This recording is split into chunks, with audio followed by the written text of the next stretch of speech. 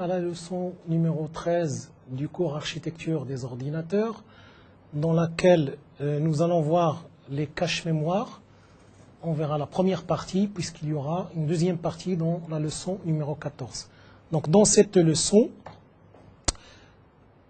nous verrons le principe du cache dans une première partie. Une deuxième partie, nous verrons la lecture, écriture d'un mot via le cache. Disons comment on procède à une lecture, écriture via le cache.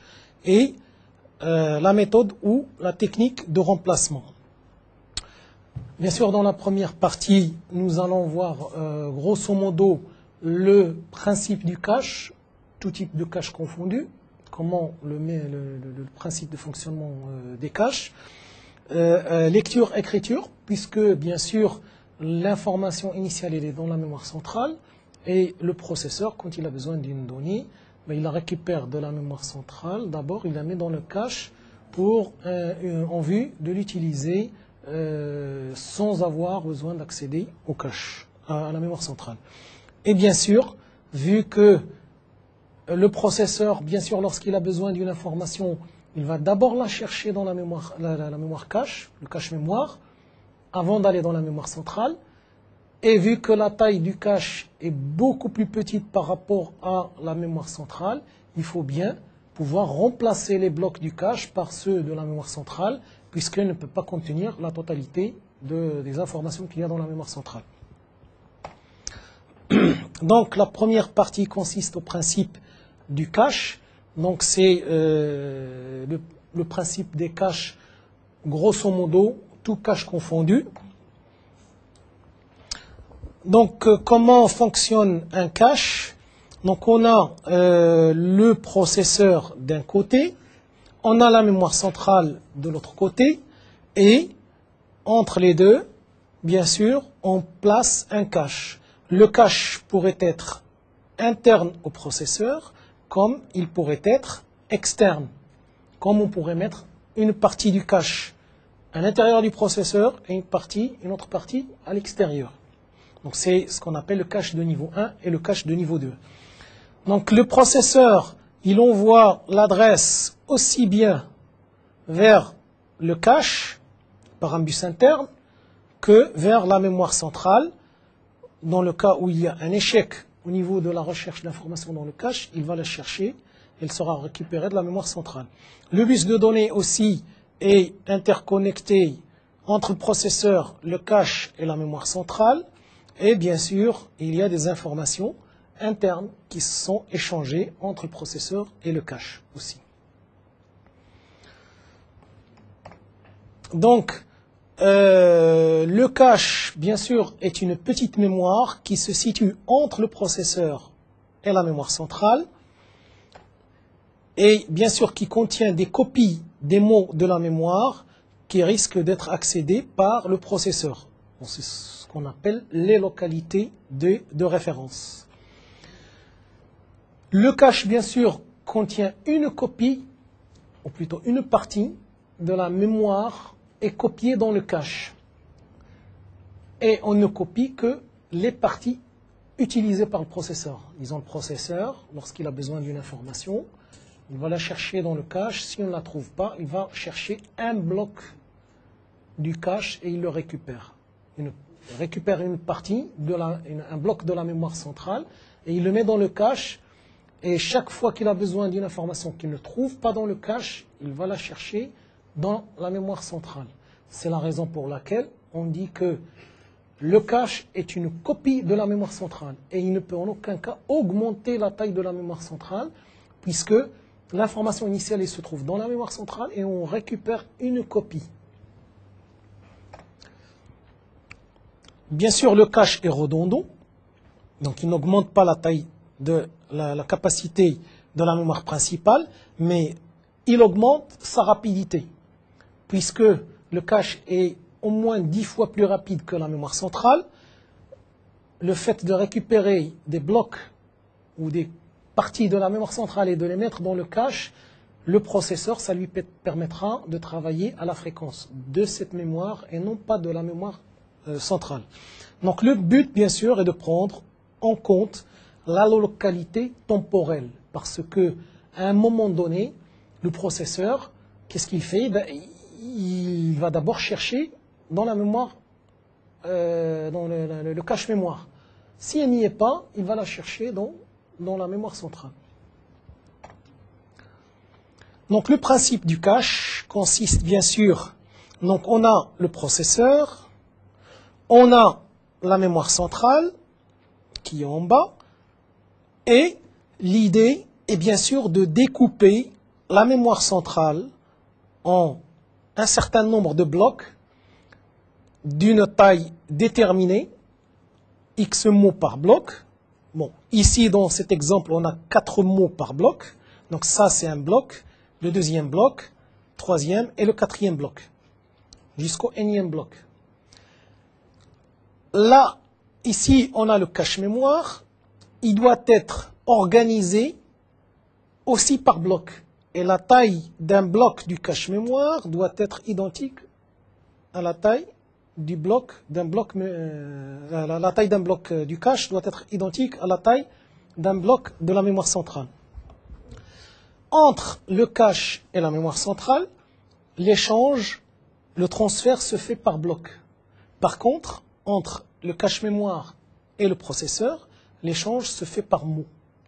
Disons, le processeur, lorsqu'il veut une donnée, il envoie l'adresse de la donnée. Ça pourrait être un octet, ça pourrait être un 16 bits, ça pourrait être 32 bits. Bon, ça pourrait être une donnée d'une taille variable.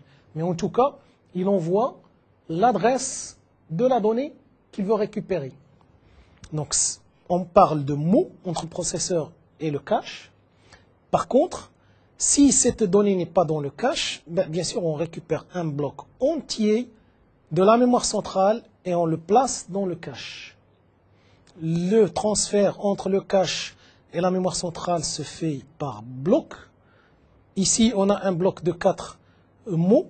Donc, chaque fois qu'on a besoin d'une information qu'on ne trouve pas dans le cache, on va récupérer un bloc de la mémoire centrale et on le place à un endroit déterminé du cache. Bien sûr, si les blocs contiennent P mots, dans l'exemple de tout à l'heure, on avait 4 mots.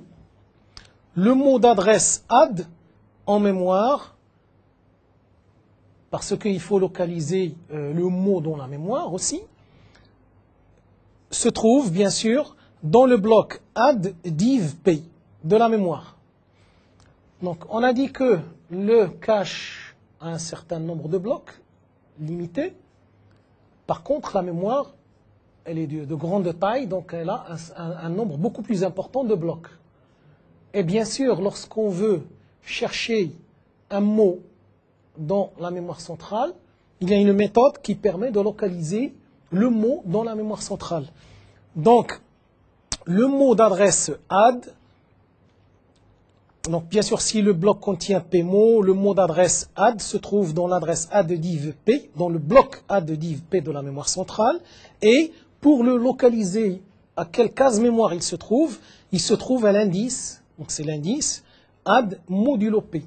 Donc add modulo p nous donne l'indice du mot dans le bloc add div p. Donc exemple, si j'ai une mémoire centrale par exemple, que pour des raisons pour lesquelles j'ai par exemple un cache qui est découpé en mots, ou plutôt en blocs de 4 mots, donc je serai obligé de découper aussi ma mémoire en blocs de 4 mots.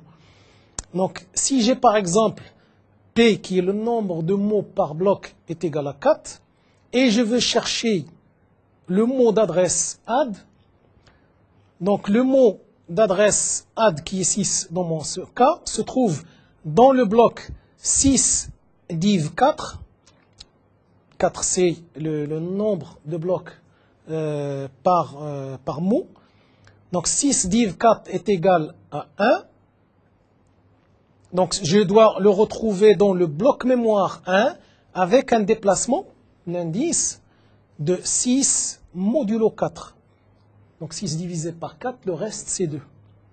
Donc 6 divisé par 4 est égal à 1. Par contre, 6 modulo 4 est égal à 2. C'est le reste de la division. Donc ici, je retrouve mon mot d'adresse 6 dans le deuxième bloc à l'indice, ici, 2.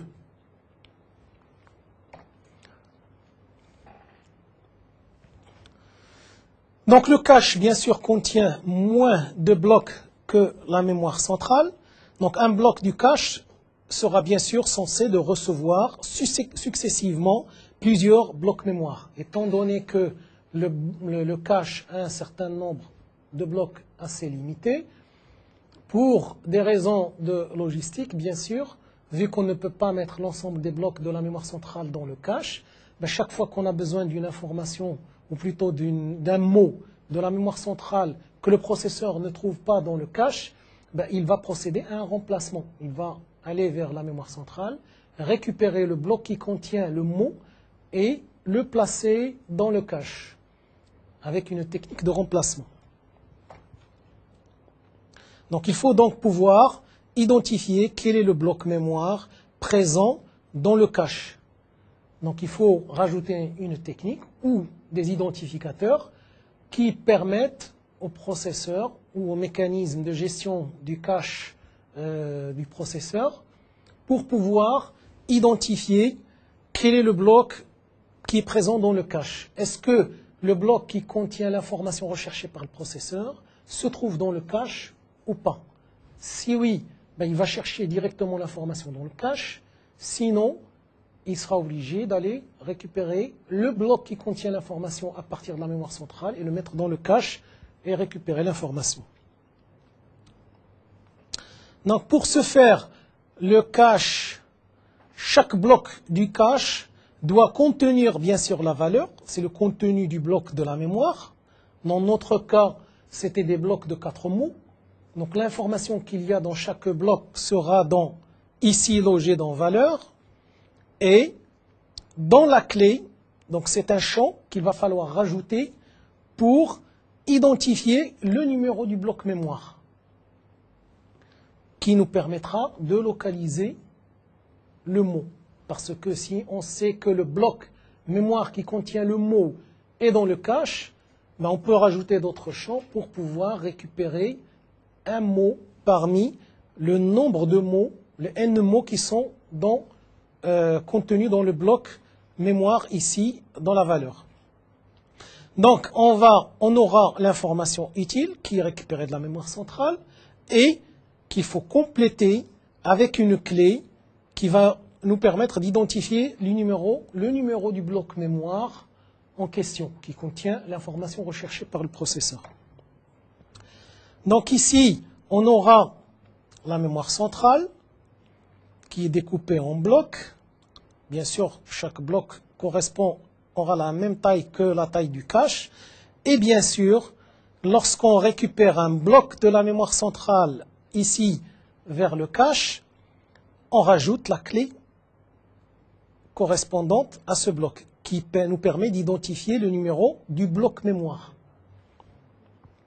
Donc si on a par exemple ici 4 blocs dans notre cache, donc on aura l'information utile qu'on récupère de la mémoire centrale, donc les 4 mots du bloc, et on devra le compléter par une clé du numéro du bloc 3 qui est le bloc qu'on a récupéré de la mémoire. Donc dans cette deuxième partie, nous allons voir comment s'effectue l'opération de lecture-écriture d'un mot via le cache, puisque le processeur, bien sûr, lorsqu'il veut lire une donnée, ben, il procède d'abord à la recherche de cette donnée dans le cache, puisqu'il est là pour justement optimiser les performances du processeur et pour avoir un temps de réponse convenable. En cas où il la trouve, ben, il la récupère. En cas où il ne la trouve pas, bien sûr, ce n'est qu'à ce moment-là qu'il va la chercher dans la mémoire centrale. Donc il y a des techniques pour pouvoir effectuer, bien sûr, cette recherche dans la mémoire cache avant d'aller dans la mémoire centrale. Donc pour faire, lors d'une lecture, lorsque, à la réception de l'adresse add qui est fournie par le CPU, lorsque le processeur veut récupérer un mot, ben, il envoie son adresse sur le bus adresse et il procède par la recherche de ce mot dans le cache. Donc si le bloc qui contient le cache, si le bloc qui contient l'adresse add est dans le cache, parce que la clé qu'on a dans le cache, elle est, la clé du bloc se trouve dans le cache. Donc que fait le processeur? Il va chercher est-ce qu'il y a dans le cache un des blocs qui contient la clé du bloc dans lequel se trouve l'information qu'il veut chercher. Donc si le bloc qui contient l'adresse add est dans le cache, il va faire la lecture du mot add qui est dans le cache et on voit la donnée au CPU. Par contre, si il ne trouve pas la clé, ou plutôt l'identifiant du bloc qui contient le mot d'adresse add, il va faire, bien sûr, une lecture mémoire centrale du bloc entier qui contient le mot dont l'adresse est add. Il va allouer l'emplacement cache pour le bloc contenant add.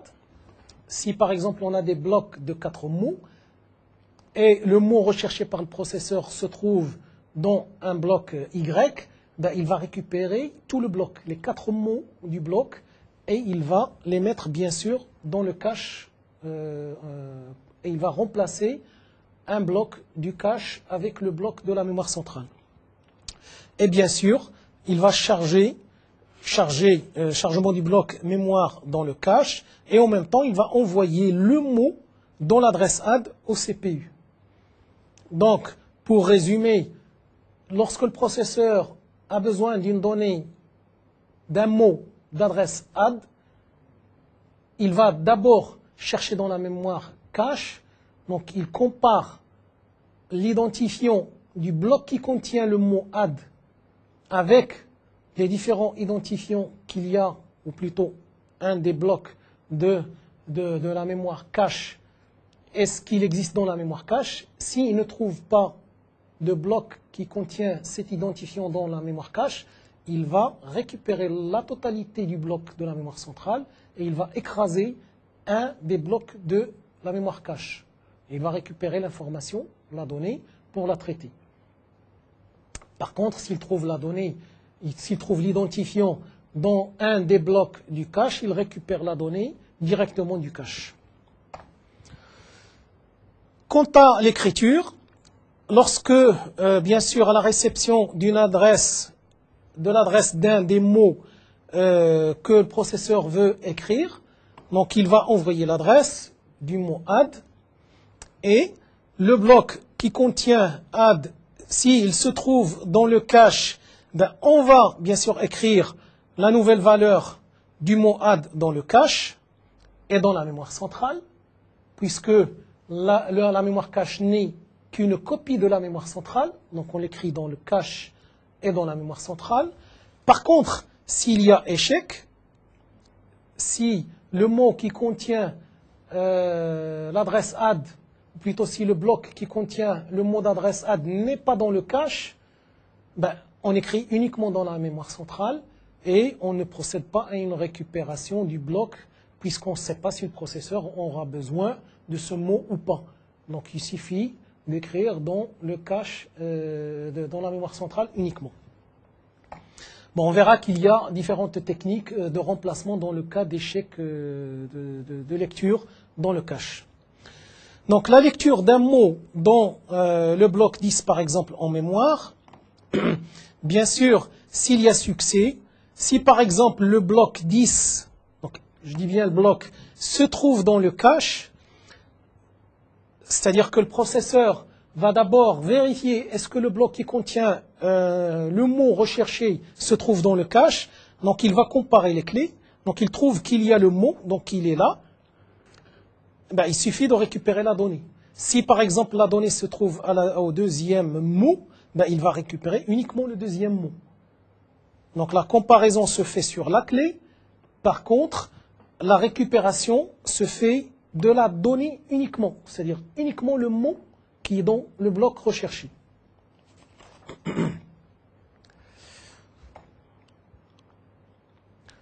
Bon, bien sûr, quand il y a échec, si par exemple le processeur il va chercher dans la mémoire cache, donc il n'y a pas le bloc 10, donc il y a le bloc numéro dans la clé 3, 6, 11, 15, mais on n'a pas le 10. Donc à ce moment-là, il va le chercher dans la mémoire centrale, puisqu'il est dans la mémoire centrale, et il va procéder à un remplacement du bloc, d'un des blocs de la mémoire cache par le nouveau bloc qui contient, le bloc 10 qui contient la donnée recherchée par le processeur.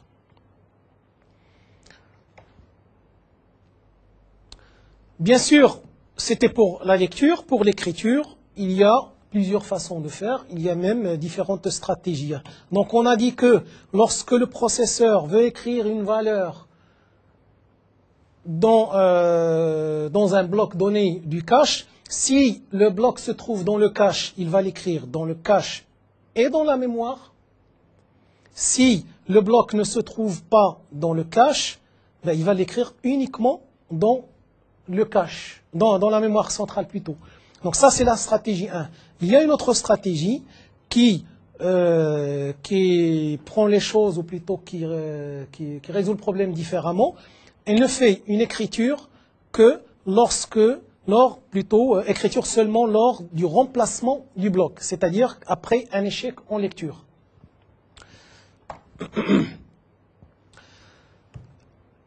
Bien sûr, là, on va voir les techniques de remplacement. Donc, on a dit que, bien sûr, pour pouvoir, dans le cas d'un échec de lecture, par exemple, le processeur veut récupérer une donnée dont il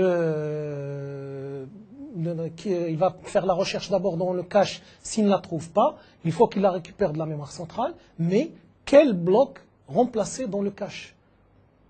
Parce qu'il ne faut pas non plus la placer n'importe où. Il y a des emplacements déterminés dans lesquels il faut mettre le bloc qu'on va récupérer de la mémoire centrale. Donc, où placer un bloc mémoire dans le cache dans le cas d'un échec?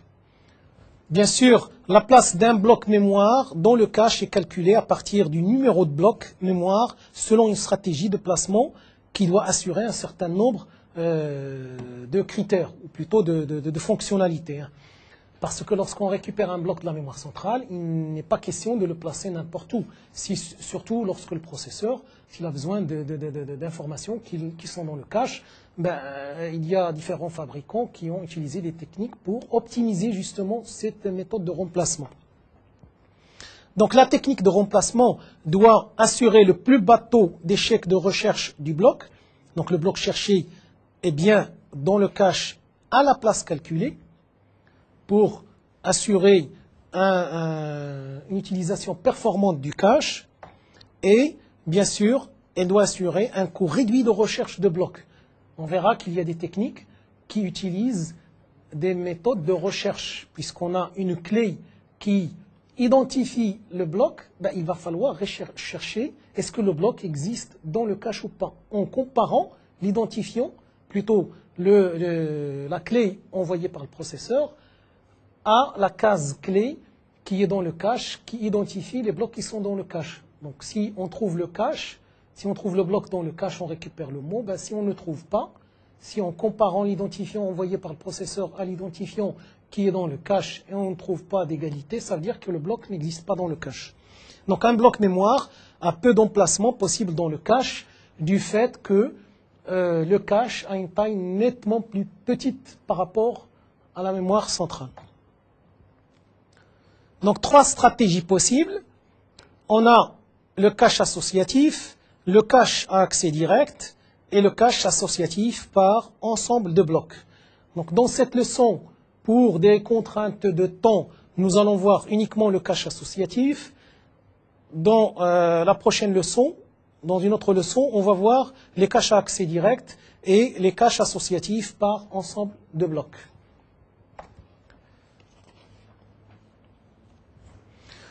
Donc le cache associatif correspond bien sûr dans cette technique de recherche ou de remplacement de blocs dans le cache. Un bloc mémoire peut se trouver n'importe où dans le cache.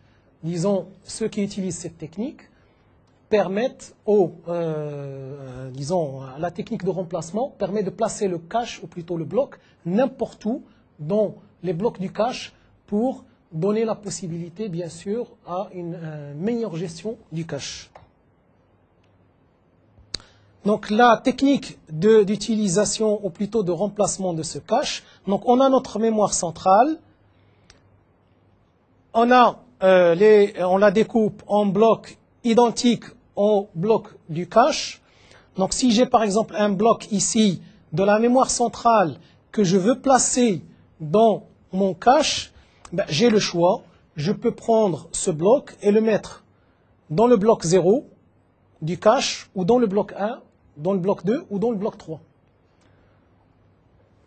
Le fait de donner cette flexibilité, de placer le bloc mémoire dans n'importe quelle position ou dans n'importe quel bloc du cache, donne une souplesse à cette méthode de remplacement, mais elle a aussi des inconvénients, puisque pour pouvoir localiser un bloc, il va falloir faire une recherche sur la totalité des blocs du cache.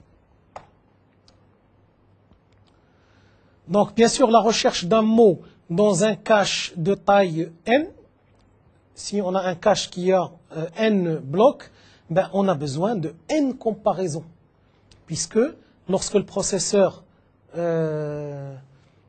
veut localiser est-ce qu'un bloc se trouve dans le cache ou pas, ben, il prend l'identifiant du bloc mémoire qui contient le mot qu'il veut rechercher et il fait une comparaison avec l'identifiant de la totalité des blocs du cache. Donc si on fait la comparaison l'un après l'autre, ben, vous imaginez si on a un cache de 512 kilooctets, vous imaginez un peu le temps que ça va prendre, la comparaison, pour tomber sur le bon bloc. Le nombre de comparaisons de la clé du bloc qui contient le mot recherché en mémoire par rapport à l'identifiant des blocs qui sont dans la mémoire centrale. Donc pour un accès en une seule comparaison, on est obligé d'ajouter des logiques de comparaison des clés performantes pour éviter de tomber dans le piège de temps de réponse, pour pouvoir comparer la clé envoyée par le processeur à la clé qui identifie les blocs du cache. Donc pour ce faire, il y a quand même un certain nombre de techniques qui permettent de faire des comparaisons rapides, donc en utilisant ces techniques dans les caches mémoire. Donc c'est ce qu'on appelle les CAM, Content Addressable Memory. C'est des mémoires qui sont, disons, lorsqu'on n'envoie pas l'adresse sur le registre, une adresse n'est pas envoyée à une case mémoire. On fait plutôt la recherche par le contenu de la mémoire.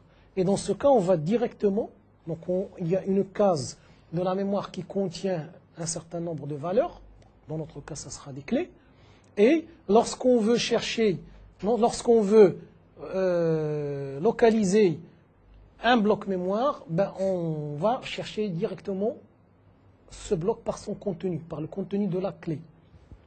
Et ça nous permet de faire des recherches beaucoup plus rapides. Comment fonctionne le cache associatif?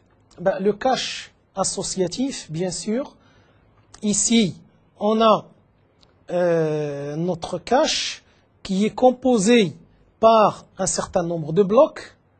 Donc j'ai le bloc 1, le bloc 2, le nème bloc, et dans le bloc 1, j'ai la clé du bloc, et j'ai ici la valeur, plutôt le contenu du bloc. Si mon bloc contient 4 mots, ben, mes 4 mots seront ici dans la case val, la valeur du bloc, et la clé sera dans le champ C. Donc l'adresse envoyée par le processeur ici va être comparée à l'ensemble des champs qui contiennent la clé ici des différents blocs du cache, et lorsque je trouve par exemple que le mot d'adresse add se trouve ici dans le premier bloc, ben, je vais avoir ici il va m'ouvrir cette porte pour récupérer la donnée. Donc ici, il va m'envoyer un signal pour dire que l'accès a réussi, et la donnée, je peux la récupérer sur l'autre ligne. Bon, bien sûr, la comparaison se fait au premier niveau, au deuxième et au troisième en même temps. Donc si, étant donné qu'un bloc mémoire n'a qu'un seul emplacement, je ne peux pas avoir un bloc mémoire sur plusieurs blocs du cache. Donc il ne se trouve que dans un seul bloc du cache. Donc forcément, ici l'égalité, je ne vais l'avoir que sur un bloc. Donc la comparaison se fait en parallèle. Et bien sûr, si le bloc ne se trouve pas dans, c'est plutôt si le bloc qui contient le mot d'adresse add ne se trouve pas dans le premier bloc du cache, il se trouve dans le deuxième, l'égalité sera ici. Il n'y aura pas d'égalité ici, il n'y aura pas d'égalité à ce bloc, mais il y aura l'égalité ici de comparaison. Donc, je vais avoir un signal qui va me dire que l'accès a réussi et il va m'ouvrir la porte de la donnée ici pour pouvoir récupérer le mot du bloc X qui se trouve ici. Étant donné qu'il y a plusieurs mots, 4 mots par bloc, ben je ne vais récupérer que le mot dont l'adresse se trouve dans add ici. Donc comment je récupère le mot parmi les n blocs ou les x blocs, les x mots du bloc? C'est ce qu'on va voir dans la fonction de correspondance. Bon, bien sûr, ici, pour schématiser le fonctionnement de notre cache, on a bien sûr la mémoire centrale. Cette mémoire centrale a un certain nombre de bits d'adresse. Donc, si elle a un bus d'adresse de 16 bits, donc elle peut adresser, si on raisonne en octets, 64 kilooctets. Cette mémoire centrale, bien sûr, doit être découpée en blocs. Chaque bloc doit avoir la même taille que la taille du bloc du cache. Donc si on a un cache ici associatif qui comprend 128 blocs de 16 mots, donc on a les 128 blocs ici, et on a, dans chaque bloc, on a 16 mots. Donc pour pouvoir, bien sûr, ici, découper la mémoire centrale en blocs identiques au bloc de la mémoire cache. Ici, on a 128 blocs au niveau du cache. Là, étant donné qu'on a 16 bits, on a 64 kilooctets. Si on la découpe en blocs de 128, plutôt de 16 mots, ben on va avoir 4096 blocs, puisque chaque bloc a 16 mots. Donc 64 kilooctets divisé par 16, ça nous donne 4096. Et bien sûr, étant donné que chaque bloc du cache ici peut recevoir la totalité des blocs de la mémoire centrale, puisque un bloc mémoire, on a le choix, on peut le mettre n'importe où dans le cache mémoire. Donc le bloc 0 peut recevoir du bloc 0 de la mémoire centrale jusqu'au bloc 4095 de la mémoire centrale. Le bloc 1 aussi peut recevoir, le bloc 1 de la mémoire cache peut recevoir le bloc 0 jusqu'au bloc 4095. Donc chaque bloc de la mémoire centrale est en mesure de recevoir un parmi la totalité des blocs de la mémoire centrale. Et bien sûr, pour la fonction de correspondance, si par exemple j'ai mon processeur qui envoie l'adresse sur les 16 bits, qui sont les 16 bits ici d'adresse au niveau de la mémoire centrale, on a dit que le cache mémoire est organisé par bloc. Donc j'ai ici les 16 mots dans chaque bloc et j'ai besoin d'un champ qu'on appelle étiquette. Donc cette étiquette correspond à l'identifiant du bloc, qui me permet d'identifier le bloc de la mémoire centrale. Donc du moment où j'ai ici 16 mots dans chaque bloc, donc j'ai besoin de 4 bits pour identifier un mot du bloc. Donc avec 4 bits, je peux aller de 0, 0, 0, 0 jusqu'à 1, 1, 1, 1. Donc je vais de 0 à 15. et ça me permet d'adresser 16 mots.